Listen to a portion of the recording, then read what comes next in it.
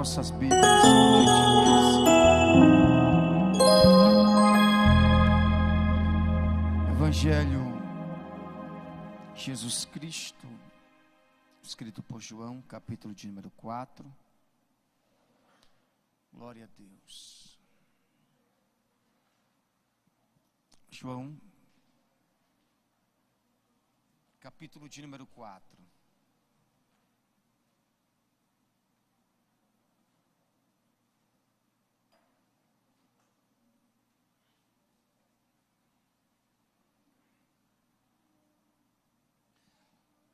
Verso 1 ao verso 3.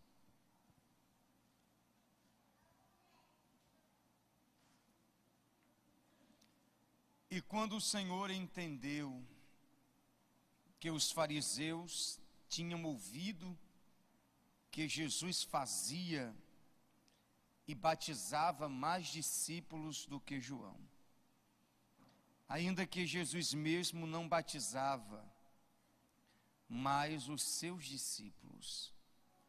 Verso 3: deixou a Judeia e foi outra vez para a Galileia. Deixou a Judeia e foi outra vez para a Galileia. Você pode repetir comigo? Diga: deixou a Judeia e foi outra vez para a Galileia. Muito bem. Podem tomar os vossos assentos. Quantos querem ouvir uma palavra de Deus nessa noite? Em poucos minutos eu quero semear ao seu coração uma palavra que talvez você conhece mais do que eu, mas é importante a gente trazê-la novamente aos nossos corações, para que a nossa fé cada dia fique mais firmada em Cristo. A discussão foi muito grande. Capítulo 3, verso 23 a prosseguir, a confusão foi intensa. Os discípulos de João com os judeus estavam discutindo acerca da purificação. Uma briga para quem queria discernir o que era purificação. Por que ser imergido? Capítulo 3, e o versículo 23, iniciamos vendo essa discussão. Versículos posteriores, Jesus não tem nada a ver com a discussão acerca da purificação. Os discípulos de João Batista não encerraram a discussão com os judeus. Eles continuaram a discussão, indo até o seu mestre João, indagando uma coisa fora totalmente do contexto. A discussão entre os judeus e os discípulos de João era acerca da purificação. O que é que Jesus tem a ver? Quando os discípulos de João disseram: mestre, do outro lado do Jordão, eu vi aquele homem que estava contigo. Ele está batizando e tem muita gente indo ao seu encontro. Ora, versículo 23, a discussão era com os judeus acerca da purificação. Versículo posterior, os discípulos de João estão querendo colocar João contra Jesus. É como se o argumento tivesse faltado. É como que a falta de preparação saiu do coração dos discípulos de João Batista. E a conversa agora é outra. Nós não conseguimos entender muito bem o contexto da purificação, então vamos falar com o mestre.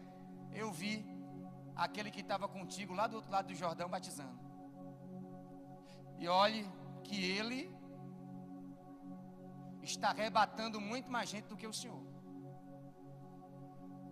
É um pouco de cautela que precisamos ter.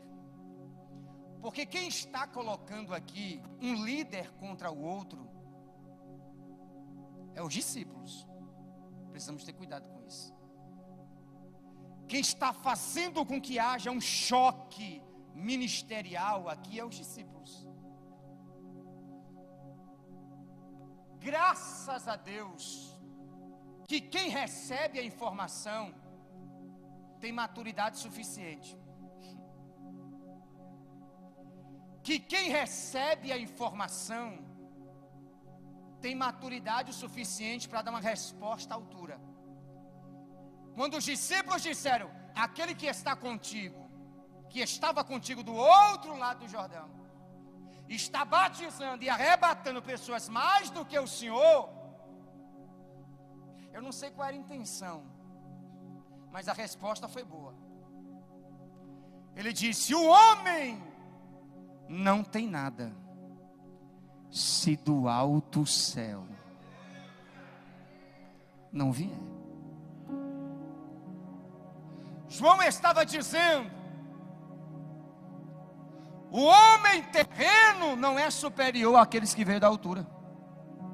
Não. Quem tem a noiva é o noivo.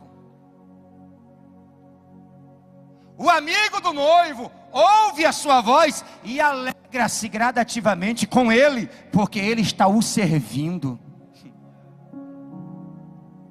Verso 30 você conhece. João diz, para acabar essa discussão e entender que eu não posso me chocar com meu líder, ele cresça, eu diminua, que ele apareça. Com essa confusão se prolifera os comentários que Jesus estava batizando, mas é importante você fixar os seus olhos no verso 2, porque o texto diz, entre parênteses, Jesus não batizava. Perigo muito grande, porque Jesus é obrigado a deixar a região em que ele está, que é a região da Judeia, por causa de murmúrios, por causa de comentários infundados. Jesus é obrigado a sair da região da Judeia, porque simplesmente alguém ouviu falar sem base, sem certeza, sem provas alguma. Ele foi obrigado a deixar. Possa ser que na ótica de alguém, Jesus foi um covarde. Possa ser que na ótica de alguém, Jesus foi um medroso. Possa ser que na ótica de alguém, Jesus não quis confrontar. Mas a ideia é essa. Quem sabe de onde veio, não se preocupe em afrontar e confrontar. Porque a visão aqui é recuar.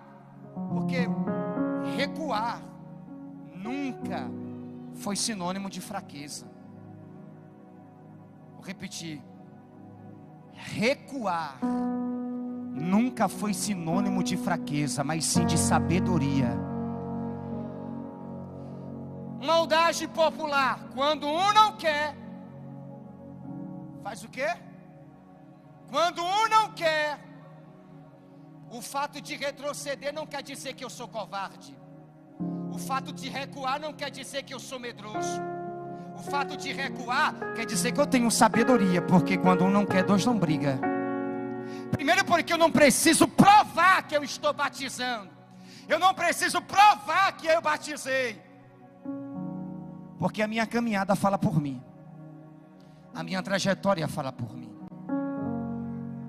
Eu preciso dizer para você que você não precisa ir para o campo do confronto. Você não precisa nivelar-se ao nível de quem te afronta.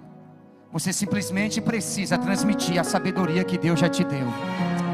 Eu acho que eu vou liberar, porque 3 pessoas pegou e eu preciso liberar isso aqui. Você não precisa nivelar-se ao nível de quem te confronta e de quem te afronta. Você não precisa ir para o campo das afrontas, porque você precisa mostrar que você é sábio nessa hora. E a sabedoria consiste em ter equilíbrio emocional e estabilidade, para você mostrar que você não é igual a ninguém, você é totalmente diferente. Vamos adiante, porque eu preciso trazer algo muito sério aqui. Jesus deixou a Judeia, foi outra vez para a Galileia, e o texto é bem claro em dizer: era-lhe necessário, era-lhe, fazer um coral, atravessar a província de Samaria, uma região que Jesus evitou passar a princípio. Era necessário atravessar a província de Samaria. A expressão era-lhe necessário nos dá ou nos transmite uma ideia de uma compulsão da ordem divina, ou seja, chegou o tempo. Não foi no tempo que Jesus queria, porque no tempo que Jesus queria, ele foi impedido de entrar para fazer a obra, porque está escrito em Lucas capítulo 9, versículo 51 ao versículo 56. Quando Jesus ordenou os discípulos a entrar na região de Samaria, cujos mesmos foram impedidos de entrar e pregar o evangelho lá. Alguém lembra desse texto? Lucas 9, 51 ao 56. O desejo de Jesus naquele momento era entrar em Samaria, apregoar o evangelho.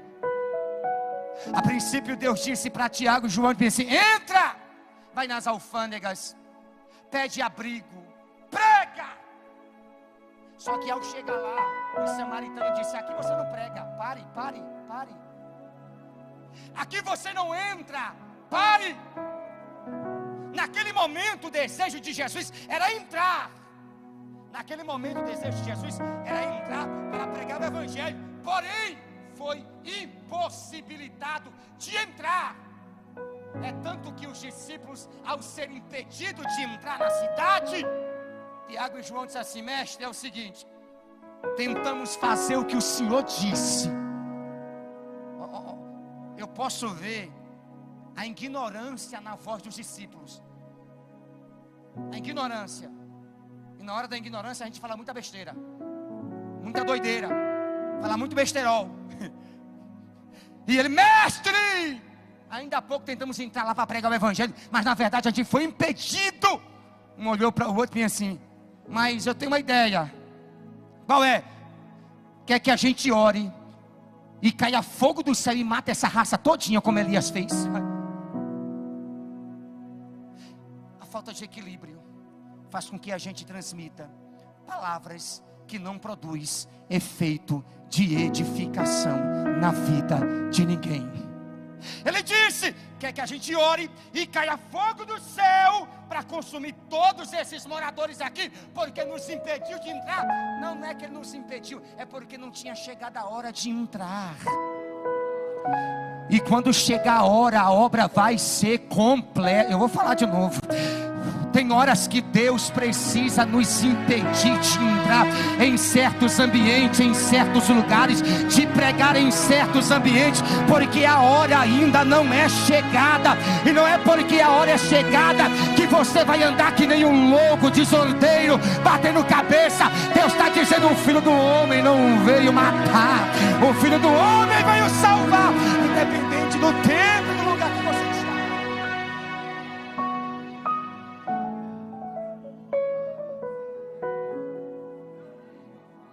Disse: oremos para que caia fogo do céu, assim como Elias orou e o fogo caiu e consumiu que a gente ore. Jesus disse: não, o Filho do Homem não veio matar, mas veio salvar aquele que se havia perdido. Então eu já preciso dizer, me perdoe expressar dessa forma, mas eu estou entalado e eu preciso falar. Aqueles pregadores tão ignorantes que tem na sua língua o alto poder condenatório em dizer que todo mundo vai para o inferno, que fulano vai para o inferno, que Beltrano vai para o inferno. O Filho do Homem não veio matar, o Filho do Homem não veio condenar. Não é o prazer de Deus que as almas viventes morra sem a salvação. É por isso que Deus está dizendo: haverá o tempo oportuno que eu entro na sua casa, que eu entro na tua cidade, que eu entro na tua família, porque nada está perdido e ninguém até agora pode ir ao inferno se primeiro não se encontrar comigo. Me dá agonia de ver todo mundo dizendo: fulano vai para o inferno, porque é pra ti que vai para o inferno. Ezequiel capítulo 33 versículo 11 diz: porque Deus não tem prazer na morte do... É como se eu estivesse olhando para Jesus falando com Tiago e João. Vocês estão loucos? Vai matar sem salvação? Você já tem o poder de condenar todo mundo para o inferno? Não! Espere ele se encontrar com o Filho de Deus. Preste uma mão, porque eu já vou liberar essa palavra profética. Não sei se você vai pegar hoje ou vai deixar para amanhã, mas se você quiser pegar hoje, melhor ainda. Ninguém da sua casa vai morrer antes de se encontrar com o Jesus. Eita!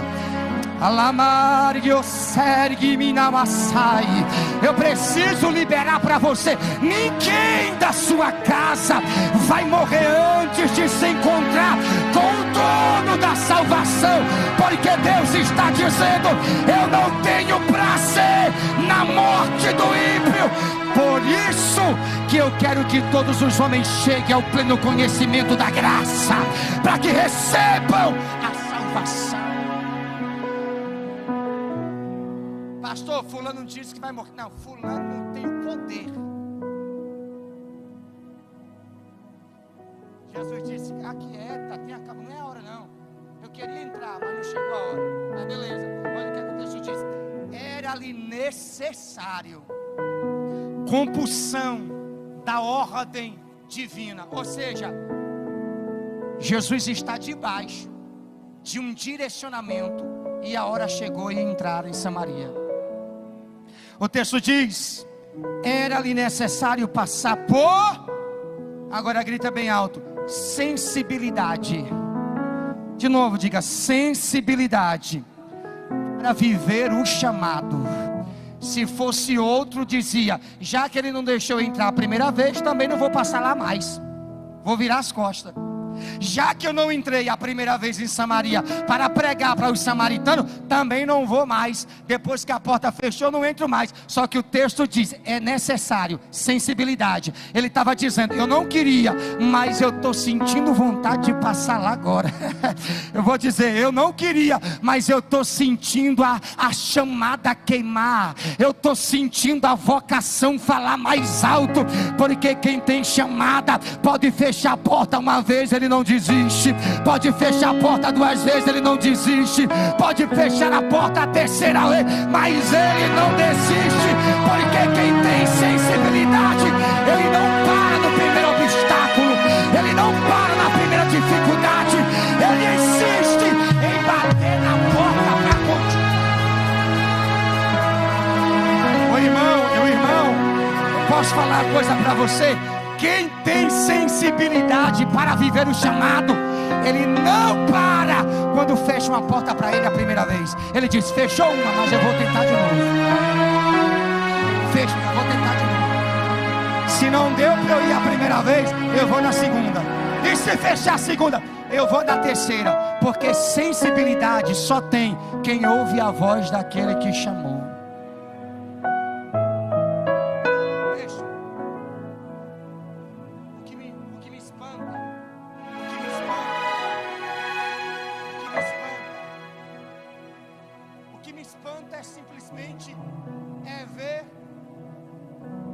A grande maioria perdendo a sensibilidade para viver o chamado. que me espanta é ver pessoas que na primeira dificuldade penduram as suas harpas,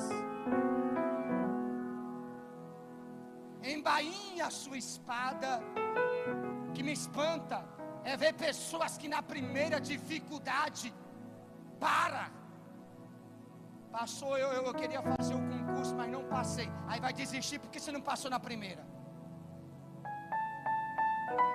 Pastor, eu queria tanto entrar na faculdade, mas a minha nota do Enem eu não consegui alcançar. Aí você vai parar agora. Pastor, eu queria tanto exercer meu ministério, só que eu já recebi tanto não. Dizer que eu não prego bem, que eu não canto bem, que eu não falo bem, que eu não oro bem, que eu não sirvo. Aí você vai parar agora. O que me espanta é ver essas pessoas que na primeira dificuldade recua, retrocede, desiste.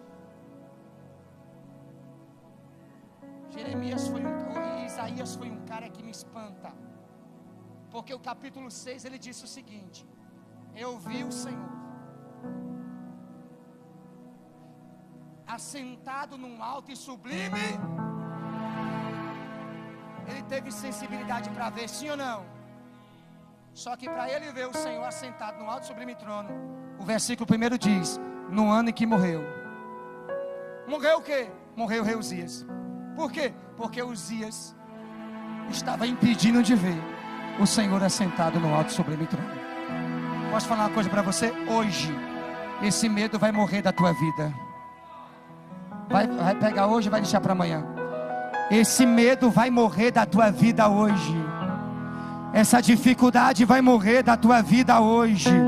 Porque Deus está dizendo: eu estou querendo que você tenha sensibilidade naquilo que eu quero ver, naquilo que eu quero te mostrar, naquilo que eu quero que você caminhe. Eu vou fazer muitas coisas morrerem na tua vida, porque eu não vou permitir você estagnar, você parar, você retroceder.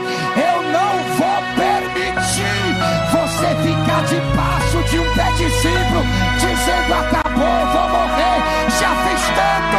Só que Deus está dizendo: tenha sensibilidade, coma, beba,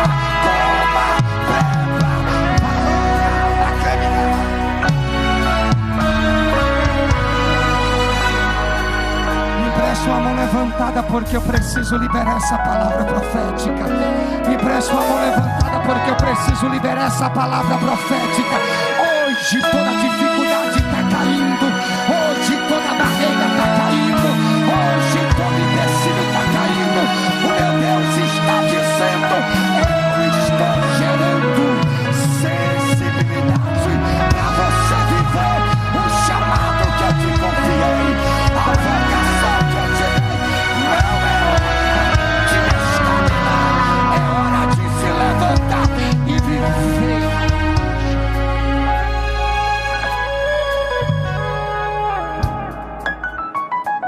Chegou o tempo de viver. Chegou o tempo de entrar. Senhoras e senhores, versículo 5, Jesus chega na cidade de Samaria, na região de Sicar, em uma fonte. Olha para cá. Quando Jesus chegou na fonte de Sicar, a Bíblia diz que Jesus estava cansado demais. Jesus decidiu sentar na beira do poço. E ao chegar cansado, sentou na beira do poço. Agora eu quero fazer uma pergunta inteligente para quem é mais inteligente do que eu. Quando Jesus chegou na beira do poço, sentou, descansou, foi ele que chamou a mulher ou a mulher que veio? Vamos lá. Ele chamou a mulher que veio. O texto diz: veio. E veio uma. Vamos lá, irmão, que talvez você nunca parou para analisar isso aqui, mas é bom você fixar os seus olhos nesse verso aqui, porque o texto diz: veio Se veio, ele não chamou. Ela decidiu, vamos lá, ela decidiu vir. Não sei se você vai pegar isso aqui agora, mas existem pessoas da nossa casa que vai vir, que vai ser atraído, que vai ser chamado para um lugar, mas existe outras que não vai vir. Não, ela veio, ela foi atraída. Umas se chegarão e outras é ele quem vai. Vamos lá? Umas Zurk será atraída para o lugar que ele está. Essa mulher foi atraída e talvez foge do seu conhecimento, mas esse versículo faz uma conexão com Oséias capítulo 2 versículo 4, porque Oséias 2 verso 14, Oséias 2 verso 14 está escrito: eu decidi atraí-la para o encontro. Olha, não sei se você vai dar agora, mas vai, viu? Eu decidi atraí-la para o encontro, para falar abertamente ao coração dela. A expressão aqui é feminina, não é no masculino. Eu decidi atraí-la para falar abertamente ao seu coração. Algumas pessoas ele vai atrair e outras ele vai fazer igual fez ao moço de Gadara em Lucas 8:26. Eu atraio e o outro eu vou atrás. Alabaia, eu vou liberar isso aqui para você. O meu Deus está dizendo aqui hoje: algumas pessoas eu vou trazer para a fonte que eu estou. Algumas pessoas eu marco o encontro e atraio ela para sentir a minha presença. Mas outras eu vou entrar no barco e vou à procura e vou atrás e vou.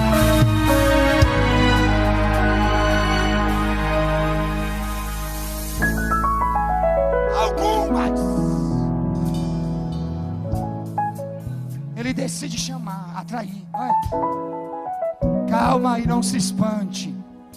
Não se espante, porque algumas pessoas você verá aqui na igreja ou na congregação, sem ao menos você ter lançado o convite, sem ao menos você ter chamado o familiar para participar do culto. Quando você tomar por surpresa, olhar para aquela pessoa aí: quem te chamou? Não, ninguém chamou. É porque ele foi atraído para o ambiente que Jesus está. Ela foi atraída para o ambiente em que Jesus está. E detalhe, ela foi tão sábia, que ali tinha duas fontes, a fonte de baixo e a fonte de cima. Eu vou falar. Ali tinha duas fontes, a fonte de baixo e a fonte de cima. A priori ela foi atraída e disse: eu quero beber dessa água. Jesus diz: dessa água de baixo você vai ter sede, mas se beber da água de cima você não terá mais sede, porque a fonte de baixo não vai gerar efeito de salvação, mas a fonte de cima ela vai trazer paz, vai trazer alegria, vai trazer gozo, vai trazer graça.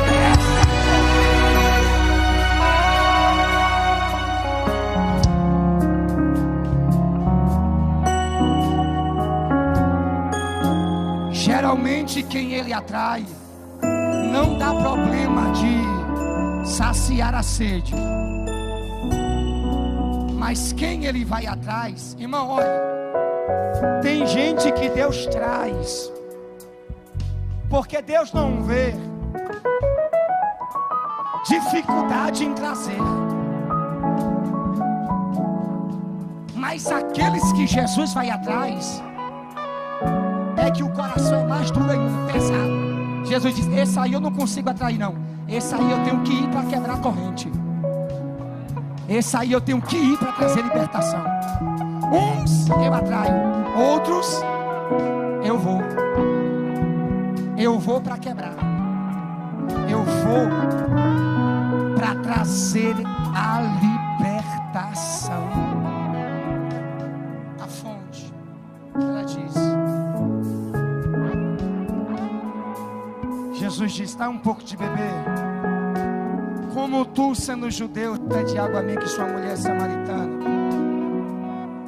Jesus disse: se tu soubesse quem te pede, dai-me de beber, tu lhe pediria, e ele te daria água viva. És maior do que o nosso pai Jacó, que além de beber dessa fonte, ainda deu de beber aos seus gados. Jesus disse: Jacó não chega nem aos pés.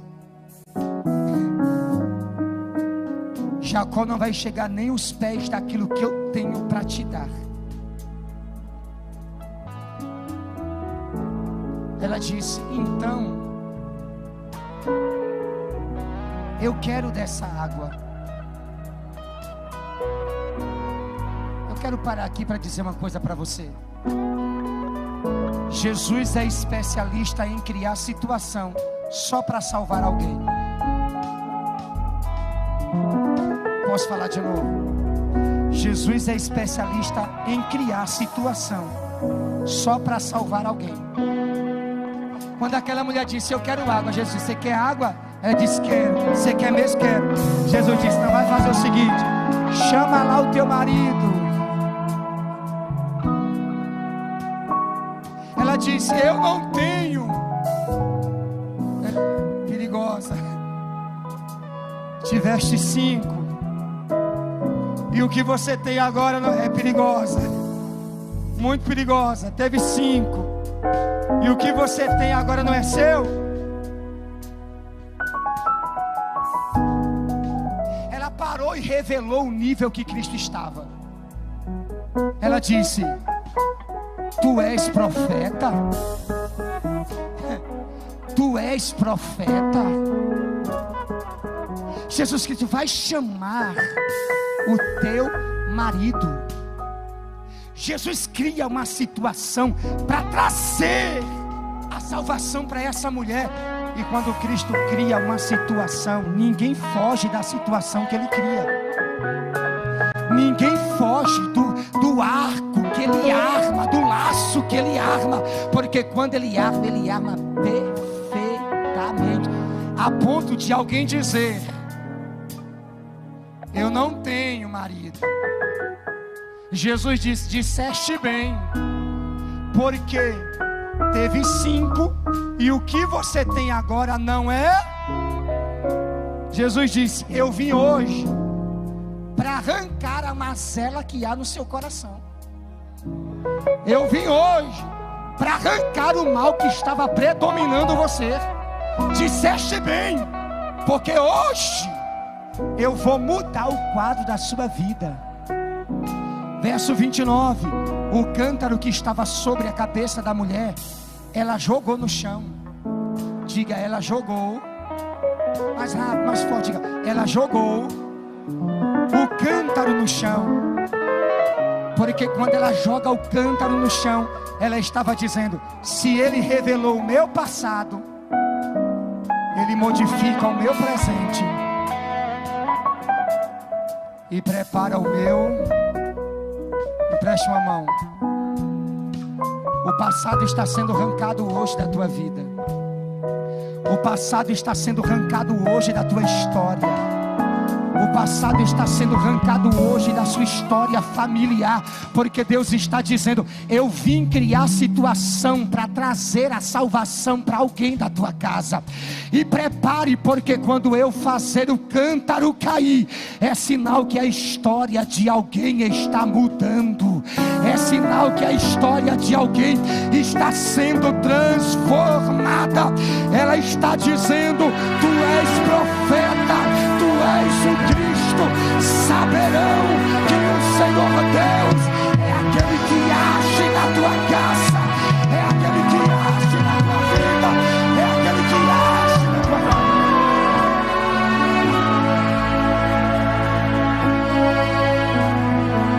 O cântaro está sendo arrancado da cabeça. O cântaro está sendo tirado da cabeça. O peso do passado está sendo arrancado. o peso da vergonha está sendo arrancado. Ela disse: verdadeiramente, o que? Eu achei o homem que disse tudo que eu estava passando. Oi, ela começa a testemunhar do que Cristo fez. Ela começa a expressar do encontro maravilhoso que ela teve com Jesus. E naquele momento a cultura do pecado caiu. Naquele momento a cultura do engano caiu. Naquele momento a cultura da mentira caiu. Naquele momento a cultura da fornicação caiu. Naquele momento a cultura da enrolação caiu. Naquele momento a cultura do engano caiu. Qual foi a cultura que foi implantada no coração, pastor? A cultura do reino. Porque quando a cultura do reino entra, a mentira não reina, o pecado não reina, a prostituição não reina. O meu Deus está dizendo: eu vou implantar a cultura do reino na tua casa, na tua família e na tua parentela. Aonde a cultura do reino entra, o pecado cai.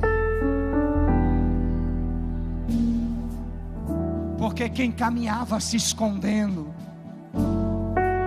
quem ia pegar água ao sol do meio-dia, está voltando sem cântaro e está dizendo: antes eu andava envergonhada com cântaro na cabeça, agora estou sem cântaro e dizendo: Jesus salvou, Jesus mudou, Jesus reverteu o quadro da minha vida. Pastor, eu finalizo aqui porque chega o meu horário. Fechei.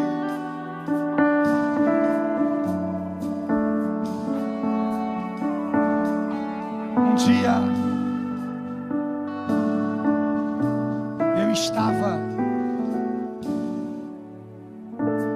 eu era dirigente de uma congregação, estava com 18 anos de idade,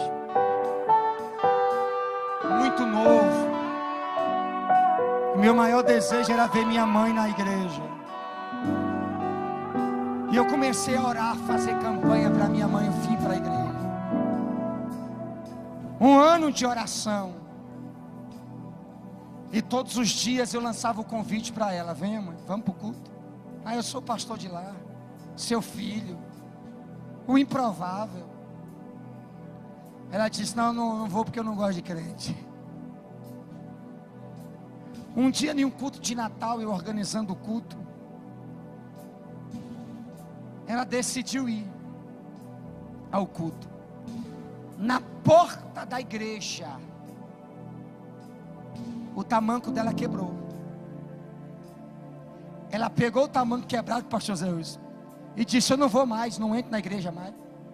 Aí voltou. Eu disse: meu Deus, era hoje que minha mãe aceitava. Aí acabou o culto, eu cheguei em casa e bem assim: por que a senhora não ficou mesmo com o tamanco quebrado? Como ela não era cristã, ela soltou aquele nominho e disse: nunca mais eu vou. Nesse dia eu orei triste demais e disse: Deus, na minha casa não tinha ninguém evangélico e o Senhor me salvou. Eu sou a coluna dessa casa, e o Senhor vai deixar eu ouvir minha mãe falar isso da igreja? Traz ela, Jesus. No próximo culto, quebra o coração dela e traz ela. Amanheceu o dia, 9 horas da manhã. Ela olhou para mim e disse: vou dizer uma coisa logo para você, viu? Eu disse: que foi, mãe? Ela disse: no dia que eu for ser crente, eu vou ser crente daquela mulher da saiona. Aí eu peguei: Jesus, é isso mesmo. E digo mais ainda: quando eu for ser crente, eu quero falar palavras bonitas como você fala.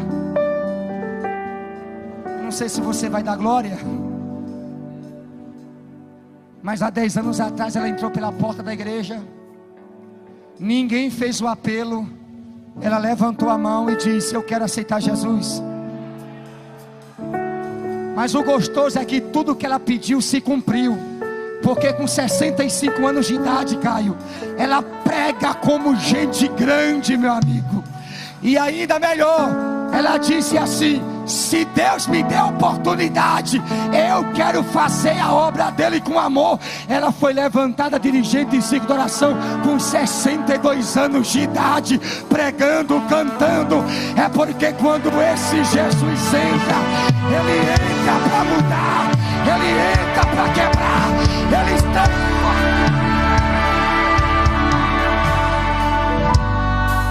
Com 65 anos de idade, pastor, eu vou na casa dela. A primeira coisa que ela faz é o seguinte: prepara um esboço para mim, mas com aquela letra grande, porque eu não estou enxergando direito não. Escute o que eu vou te falar. Alguns Deus vai atrair, outros Ele vai fazer questão de ir ao encontro. Mas ninguém da tua casa vai se perder. Você quer pegar isso aqui? Ninguém da tua casa vai se perder, nem que seja no último suspiro. Nem que seja no último suspiro, a salvação vai entrar na tua casa. E naquele grande dia vocês encontrarão o parente amado, o ente querido, porque Jesus é fiel para salvar. Creia no Senhor e será salvo tu e toda a sua casa. Permita, fica de pé. Coloque a mão no seu coração. Junto ao poço estava eu, quando um homem judeu. Deixa eu só falar rapidinho, você canta já. Coloque a mão no seu coração.